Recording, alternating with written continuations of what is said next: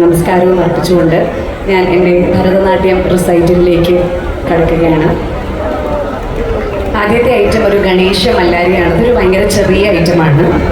എല്ലാ വിഘ്നങ്ങളും തീർക്കാൻ വേണ്ടി നമ്മൾ ഒരു പരിപാടി തുടങ്ങുമ്പോൾ ഗണപതിയെ ഓർത്തിട്ടാണ് തുടങ്ങുന്നത്. So it's A very simple നൃത്ത ഐറ്റം. ഡാൻസ് മാത്രമുള്ള ഒരു ചെറിയ ഐറ്റമാണ്. ഞാൻ ആദ്യം ഇവിടെ കളിക്കാൻ ഉദ്ദേശിച്ചിരുന്നത് എൻ്റെ സ്റ്റൈലിസ്റ്റ് ശബരി അവനിവിടെ വന്ന് ചേർന്നിട്ടുണ്ടോയെന്ന് എനിക്കറിയില്ല.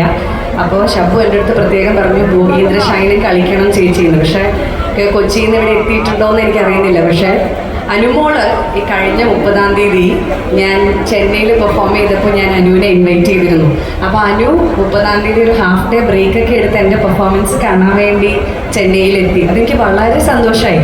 അപ്പോൾ അനു അന്ന് ഭൂമീന്ദ്ര ഷൈനെ കണ്ടിട്ടുള്ളത് കൊണ്ട് ഷബു ഇതുവരെ എത്തിയിട്ടില്ലാത്തത് കൊണ്ടും ഞാൻ പെട്ടെന്ന് വിചാരിച്ചു ശരി എന്നാൽ അനുവിന് ഡെഡിക്കേറ്റ് ചെയ്ത ആദ്യത്തെ ഐറ്റം ഗണേശ മല്ലാരി ആയിക്കോട്ടെ എന്ന് വിചാരിച്ചു.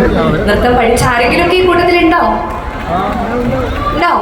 നൃത്തം പഠിച്ച കുട്ടികളൊക്കെ ഒന്ന് കൈ ഉയർത്തി കാണിക്കോ?